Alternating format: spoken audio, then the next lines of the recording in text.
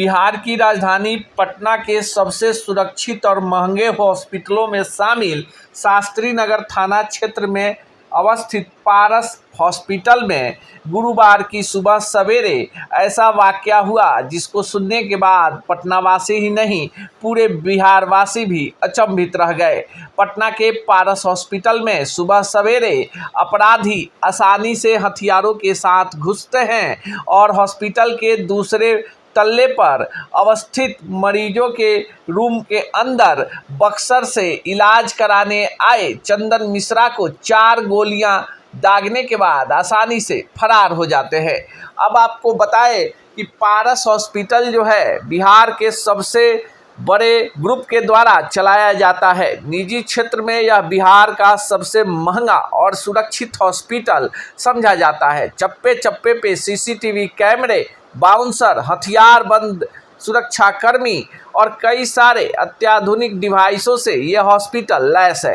अब सोचिए कि इस हॉस्पिटल में जिस चंदन मिश्रा की हत्या हुई है वो बेऊर जेल से पैरोल पर इलाज कराने आया था।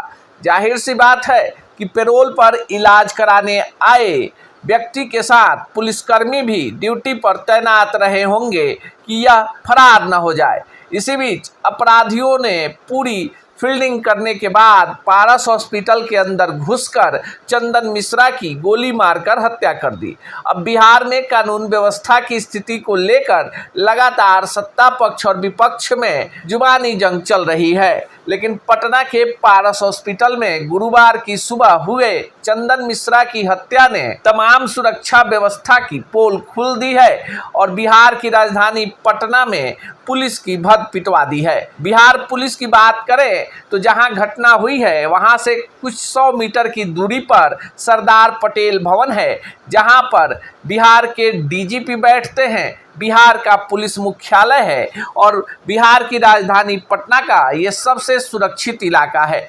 जहां पर हॉस्पिटल है वो भीड़ भाड़ का इलाका है और वहां पर 24 घंटे लोगों की आवाजाही होते रहती है। अब बड़ा सवाल है कि अपराधी इतने सुरक्षित हॉस्पिटल में कैसे अंदर प्रवेश कर गए। अगर प्रवेश भी कर गए तो उनके पास हथियार था, इस बात का पता हॉस्पिटल के सुरक्षा कर्मियों को क्यों नहीं लगा।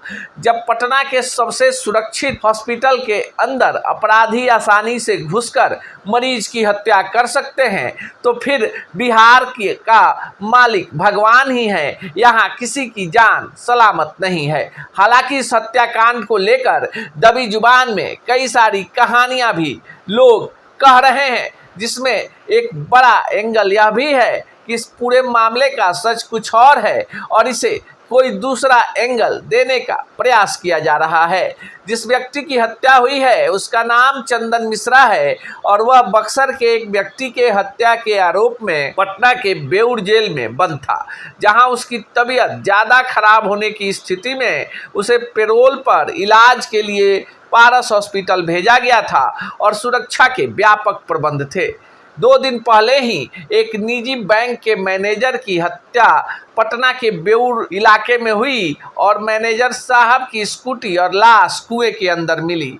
बिहार की राजधानी पटना में 2 दिन पहले ही एक अधिवक्ता की हत्या हुई थी और हत्या होना तो पटना में आम बात है।